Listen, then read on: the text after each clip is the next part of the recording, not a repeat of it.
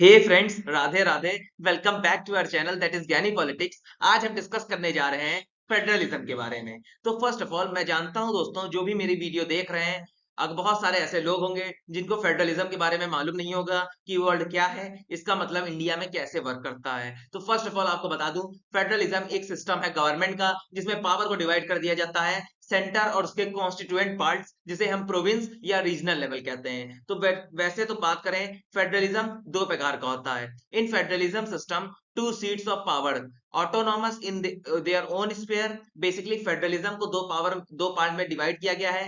पहला पार्ट जिसमें two seats होती हैं, जो पहला स्फीयर है वो ऑटोनॉमस होता है। A federal system is different from a unitary system.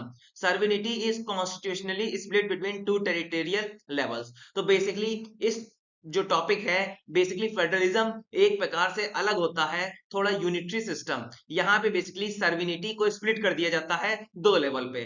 पहला हमारा प्रोविंशियल लेवल, दूसरा हमारा रीजनल लेवल। तो दोस्तों, टू काइंड्स ऑफ फेडरेशन। पहला, holding the federation together. In this type power are share between various constituent part to accommodate the diversity.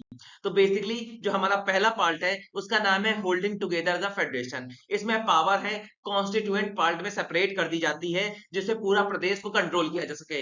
इसका example है India, Spain and Belgium. अब दूसरा दोस्तों हमारा आता है coming together federation. In this type independent state come together to form a larger units. तो basically जो सेकंड पार्ट है फेडरेशन का, जिसका नाम है कमिंग टुगेदर फेडरेशन, इसमें जो छोटे छोटे स्टेट होते हैं वो आके एक यूनिटी बनाते हैं। बेसिकली यहाँ पे स्टेट जो है ऑटोनॉमस होते हैं, अगर कंपेयर करें हम दूसरे टाइप ऑफ फेडरेशन से। ये बेसिकली देखा गया है यूएसए, ऑस्ट्रेलिया और स्विट्जरलैंड में। अब basically what are the important features of federation. तो बेसिकली सबसे पहला फंक्शन यही आता है, सबसे पहला फीचर यही है कि फेडरल सिस्टम के अंदर, इंडिया के अंदर डुअल गवर्नमेंट पॉलिटी चलती है। दूसरा दोस्तों जो इसका फीचर है, that division of power, her level पे पावर्स का डिवीजन होता है। तीसरा है कॉन्स्टिट्यूशन की रिजिडिटी। यहाँ पे बेसिकली कॉन्स्टिट्यूशन के अंदर अमेंडमेंट करना काफी टिपिकल होता है। चौथा है इंडिपेंडेंस ऑफ जुडिशरी।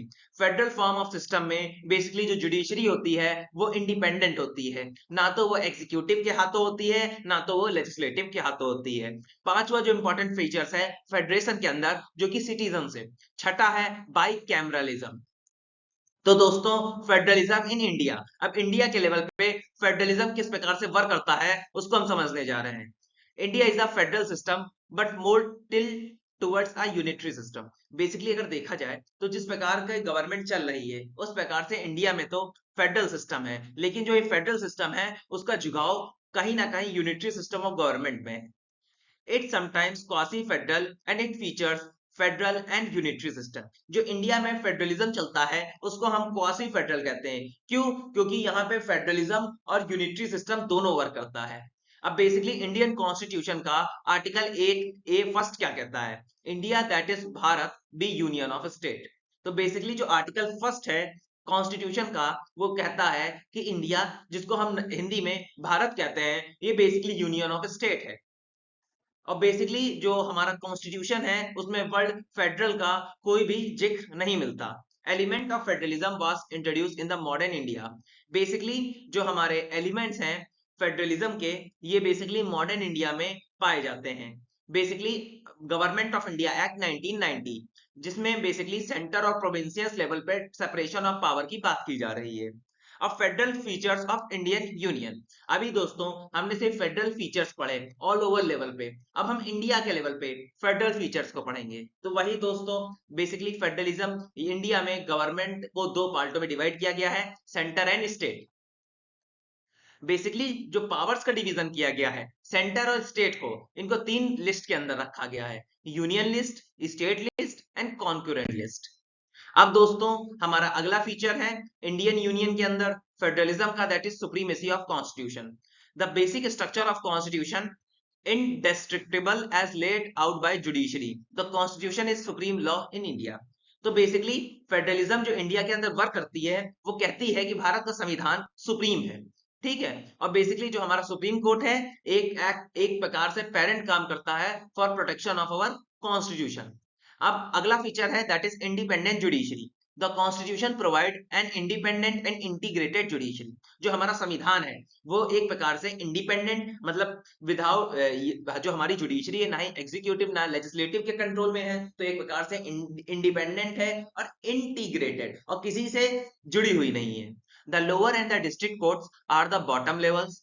बेसिकली इसके कई सारे लेवल्स हैं। यहाँ पे जो लोअर और डिस्ट्रिक्ट कोर्ट है ये एक पहलू का बॉटम लेवल है। वहीं पे हाई कोर्ट किसी भी स्टेट के मिड पोजीशन है और वहीं पे सुप्रीम कोर्ट इसका टॉप मोस्ट पोजीशन है।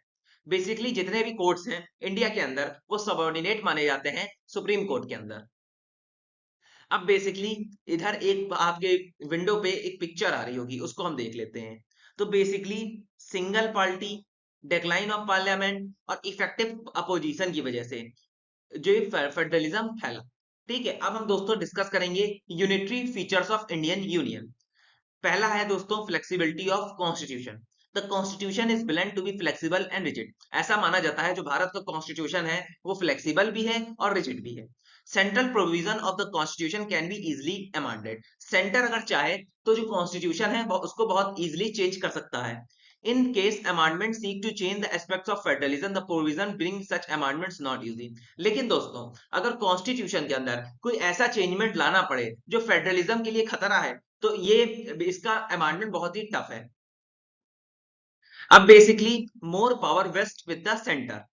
In the constitution guarantees more power with union list. On concurrent list, the parliament can make law override the law made by the state legislative। तो basically centre के पास कहीं ना कहीं देखा जाए तो ज्यादा पावर है। ठीक है, ऐसे तो देखा जाए तो यूनियन लिस्ट के अंदर जितने भी सब्जेक्ट मेंशन है उसमें रूल बनाने का अधिकार सेंटर के पास है। इसी के साथ साथ जो कॉन्करेंट लिस्ट है उसके अंदर भी मैटर्स के रूल बनाने का अधिकार सेंटर के पास।